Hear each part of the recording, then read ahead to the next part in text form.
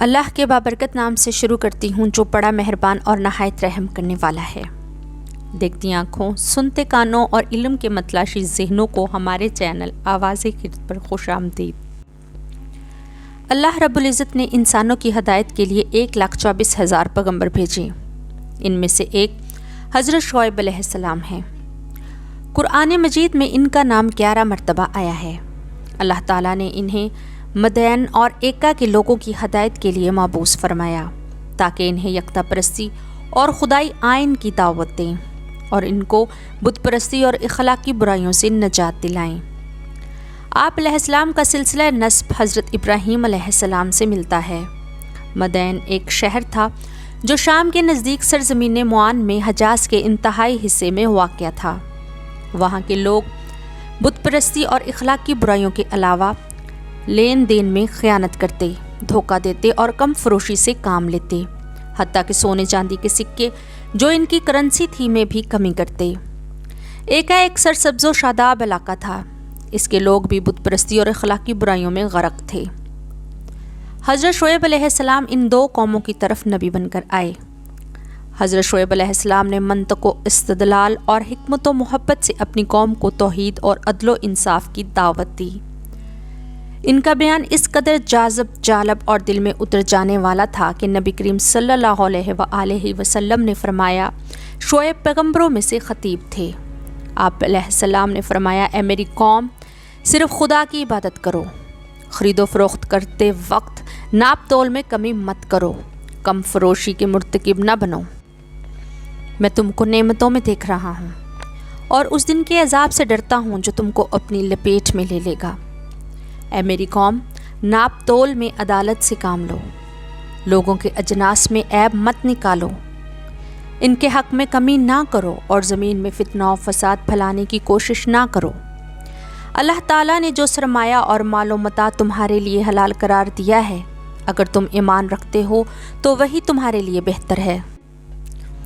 اے میری قوم والو، تمہارا کیا خیال ہے کہ اگر میں خدا کی طرف سے روشن دلیل رکھتا ہوں اور اس نے مجھے بہترین رزق عطا کر دیا ہے، اور میں یہ بھی نہیں چاہتا ہوں کہ جس چیز سے تم کو روکتا ہوں خود وہی کام انجام دوں، میں تو صرف اصلاح چاہتا ہوں جہاں تک میرے امکان میں ہو۔ میری توفیق صرف اللہ تعالیٰ سے وابستہ ہے، اسی پر اعتماد ہے، اسی پر توجہ کر رہا ہوں۔ اے میری قوم، کہیں میری مخالفت تم پر ایسا عذاب نازل نہ کرا دے جیسا قوم نوح، قوم ہود، قوم صالح پر نازل ہوا تھا، اور قوم لوط بھی تم سے کچھ دور نہیں۔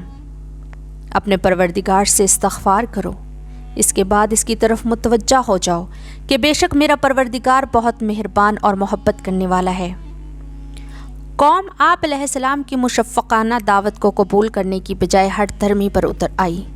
ان لوگوں نے حضرت شعیب علیہ السلام کی دعوت کے جواب میں کہا کہ کیا تمہاری نماز تمہیں حکم دیتی ہے کہ ہم ان کی پرستش کرنا چھوڑ دیں جن کی ہمارے آباء و اجداد کرتے رہے ہیں، یا اپنے اموال اپنی مرضی سے تصرف نہ کریں؟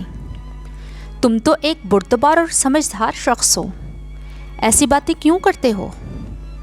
کہنے لگے، اے شعیب، جو کچھ تم کہتے ہو اس میں سے بیشتر ہماری سمجھ میں نہیں آتا۔ ہم تمہیں اپنے درمیان ایک کمزور اور ضعیف شخص سمجھتے ہیں۔ ہمیں اگر تمہارے چھوٹے سے قبیلے کا لحاظ نہ ہوتا تو ہم تمہیں سنگسار کر دیتے، جبکہ تیرے پاس ہمارے مقابلے میں طاقت اور قدرت نہیں ہے۔ جناب شعیب علیہ السلام نے کہا کہ میرا قبیلہ تمہاری نگاہ میں اللہ سے زیادہ عزیز ہے اور تم نے اللہ کو بالکل ہی پسے پشت ڈال دیا ہے، جبکہ میرا پروردگار تمہارے اعمال کا احاطہ کیے ہوئے ہے۔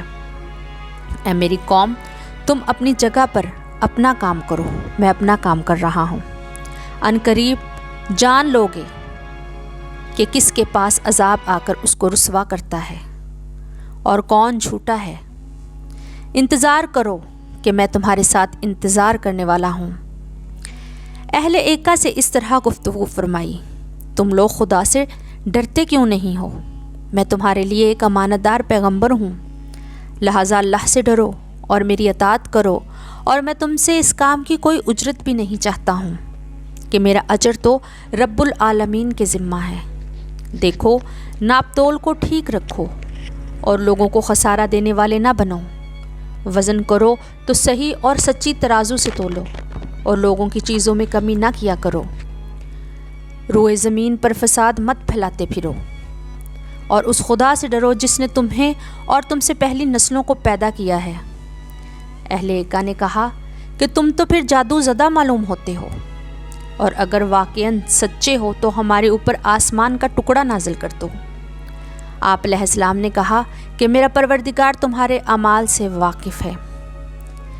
نبی کریم صلی اللہ علیہ وآلہ وسلم سے منقول ہے کہ آپ صلی اللہ علیہ وآلہ وسلم نے فرمایا، حضرت شعیب علیہ السلام نے عشق خدا میں اس قدر گریہ کیا کہ ان کی آنکھوں کی بینائی چلی گئی۔ اللہ رب العزت نے ان کو دوبارہ بینائی عطا کی۔ انہوں نے پھر اتنا گریہ کیا کہ پھر بینائی چلی گئی۔ اللہ نے پھر سے بینائی لوٹا دی۔ آپ علیہ السلام نے پھر اتنا گریہ کیا کہ آپ کی آنکھیں چلی گئی۔ تو اللہ رب العزت نے آپ کو اس بار بھی بینائی عطا کی اور فرمایا کہ اے شعیب، تم کب تک یوں کرتے رہو گے؟ اگر تمہارا گریہ آتش جہنم کی وجہ سے ہے تو میں نے تم پر حرام کر دی ہے، اور اگر شوکر بہشت کے لیے ہے تو میں نے تمہارے لیے مباح کر دی ہے۔ حضرت شعیب نے عرض کیا کہ اے میرے معبود، اے میرے آقا، تو جانتا ہے کہ میں آتش جہنم کی وجہ سے روتا ہوں اور نہ جنت کے شوق میں، بلکہ تیری محبت میرے دل پر اپنی گرفت مضبوط کر چکی ہے۔ مجھے اس وقت تک صبر و قرار نہیں آئے گا جب تک دل کی آنکھ سے آپ کو دیکھ نہ لوں۔ اللہ تعالیٰ نے حضرت شعیب سے فرمایا، اب جب کہ تمہاری یہ حالت ہو گئی ہے تو ان قریب اپنے سخن و کلیم موسیٰ علیہ السلام کو تمہارا خدمت گزار بنا دوں گا۔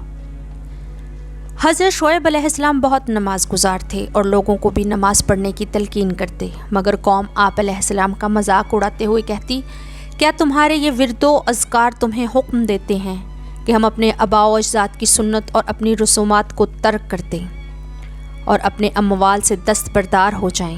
تم تو بردبار اور سمجھدار شخص تھے، اب ایسے کیوں ہو گئے ہو؟ حضرت شعیب علیہ السلام کی شب و روز کی تبلیغ کے باوجود بہت تھوڑے لوگ ایمان لائے، اور ان کی اکثریت اپنے غرور و تکبر کی وجہ سے شدید عذاب کی مستحق ٹھہری۔ روایت ہے کہ اللہ تعالیٰ نے حضرت شعیب علیہ السلام پر وحی نازل کی کہ تمہاری قوم کے 1,00,000 لوگوں کو عذاب میں مبتلا کروں گا، ان میں سے 60,000 نیک اور 40,000 گناہ گار ہیں۔ حضرت شعیب علیہ السلام نے عرض کی کہ گناہ گار تو عذاب کے مستحق ہیں، مگر نیک لوگوں پر عذاب کس لیے؟ اللہ پاک نے فرمایا، اس لیے کہ ان لوگوں نے گناہ گاروں کی ہاں میں ہاں ملائی اور میرے غضبناک ہونے کی وجہ سے ان سے غضبناک نہیں ہوئے۔ اللہ تعالیٰ قرآن میں فرماتا ہے کہ اور جب ہمارا حکم آ گیا تو ہم نے شعیب اور ان کے ساتھ ایمان لانے والوں کو اپنی رحمت سے بچا لیا، اور ظلم کرنے والوں کو ایک چنگھاڑ نے پکڑ لیا تو وہ اپنے ہی دیار میں الٹ پلٹ ہو گئے۔ قوم شعیب پر 2 قسم کے عذاب نازل ہوئے۔ مدین کے لوگوں پر یوں عذاب نازل ہوا کہ ان کی سرزمین پر سخت قسم کا زلزلہ آیا، اور اسی وقت شدید قسم کی آسمانی فریاد نے انہیں آ لیا اور وہ زمین پر منہ کے بل گرے، اور وہ اسی طرح نابود ہوئے کہ کبھی اس دیار کے ساکن ہی نہ تھے۔ 7 دن تک ایکا کی سرزمین پر جھلسا دینے والی شدید گرمی پڑی اور ہوا بالکل نہ چلی۔ اچانک آسمان پر ایک بادل کا ٹکڑا ظاہر ہوا اور ہوا چلنے لگی۔ تمام لوگوں نے اپنے گھروں سے نکل کر اس بادل کے سائے میں پناہ لے لی۔ اس وقت بادل کے اس ٹکڑے سے گوش خراش بجلی کڑکی اور ایکا کے لوگوں پر آگ برسی اور انہیں تباہ و برباد کر کے رکھ دیا۔ ہر دھرم سرکشوں اور فتنہ و فساد میں غرق لوگوں کا ایسا ہی انجام ہوتا ہے۔ فرمانے خدا ہے کہ آگاہ ہو جاؤ، قوم مدین کے لیے ویسی ہی ہلاکت ہے جیسی قوم سمود ہلاک ہو گئی تھی۔ استغفر اللہ۔ آپ سے گزارش ہے کہ ایسی اسلامی تعلیمات سے اپنے گھر والوں اور بچوں کو آگاہ کریں تاکہ وہ اس کی روشنی میں اپنی زندگی کو بسر کر سکیں۔ اس ویڈیو کو صدقہ جاریہ سمجھ کر زیادہ سے زیادہ شیئر کریں۔ کومنٹ کر کے اپنی قیمتی آراء سے آگاہ کیجیے۔ اپنا اور اپنوں کا بہت سارا خیال رکھیے۔